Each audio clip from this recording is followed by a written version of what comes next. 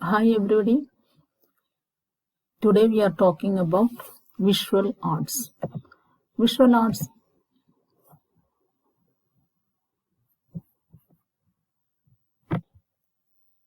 Hi friends.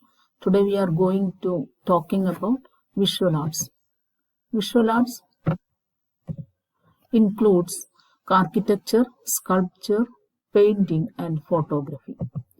First we look into the visual art called as architecture. Architecture can be called as applied and pure art.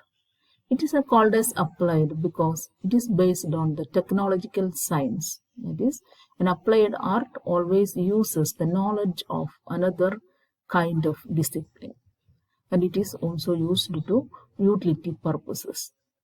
The architecture is called as pure art because the structures of an architectural building have aesthetic aspect too. So it can be called as a pure art. Every architectural structures are used as a place for residence for different kinds of beings such as human beings, gods, departed souls, institutions, etc. For human beings, there are architectural forms like houses, and for gods it is called as temples, churches, mosques, etc. And for departed souls, we build tombs and samadhis, etc. Institutions includes the educational institutions, offices, factories, hospitals, forts, and like that. And these all are meant for practical purposes. In India, architecture is called as Vastukala, and the word Vastukala is derived from the Sanskrit word vas. Vas is literally means to reside.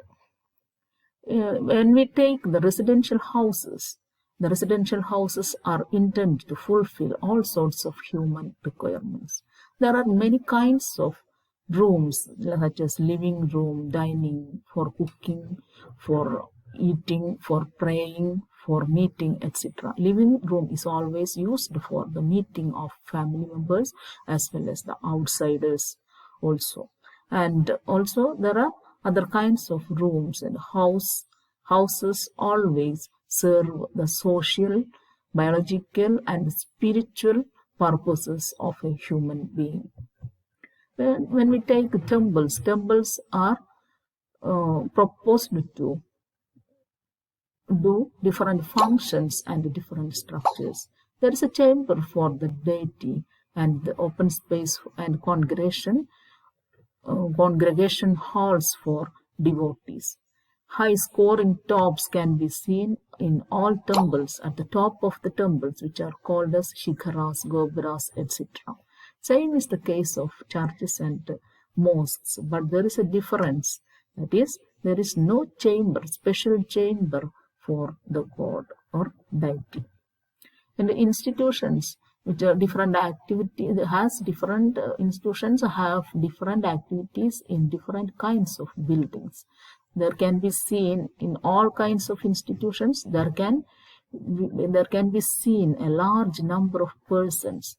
The architectural compositions always are objects of beauty, and they have always an organized form. The architect and the craftsman both have aesthetic sense, and like a music composition, they arrange the parts in proportionate relations, harmony and balance. For example, Taj Mahal, it can be symbolized as a tomb in the memory of Mumtaz, Queen Mumtaz, built by Shah Jahan, and it is also a symbol of love, and this also can be seen as a work of art, a beautiful work of art. As works of art, the architectural forms have only forms for visual perception, and they have no content. They do not convey any message, nor do they imitate anything from any part of nature. They do not represent values of life. They are appreciated for their majestic forms, shades, sizes, and decorative designs, etc. Thus, we can call architecture as a formal art. Then we go to the second kind of visual art, which is called as sculpture. As architectural buildings, sculpture is also used gross matter as a medium. The sculptor transforms the gross matter into beautiful shapes and forms. It is used as a part of architecture in ancient times in India as well as all over the world. It started in Greece. Sculpture started in Greece in ancient times. For example, we can see Homer's epics and sculpture of Apollo, etc. We can also see in architecture in Roman temples and sculptures. It can be called as visual as well as spatial art because it occupies some kind of space. Some kind of space is needed for sculpture, and it is called as plastic art. Sculptured images represent the forms of the objects. It can also express the moods and sentiments of human beings. For example, sculptures of Gautama Buddha in India and outside of India are remarkable for the state of emancipation or nirvana and the inner peace. There can be seen so many examples of the sculptures of famous artists all over the world. It has form as well as content. The use of symbols also can be seen in sculpture. For example, the best example is Statue of Liberty in USA. In ancient India, we can see the artist represented philosophical concepts or ideas through sculpture. We can see Trimurti concept. Trimurti concept represents the cycle of birth, maintenance, and death. And the sculpture of Nataraj is mentioned, the dancing god. And Ardhanarishwara concept shows the unity of male-female in all the act of nature, etc. Then painting. When we go into painting, the painting is also a visual art, but it has themes and contents as well as something to show from life.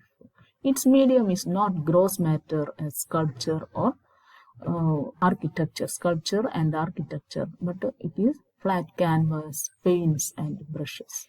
In sculpture, human body is created in three-dimensional hardness with three-dimensional aspect.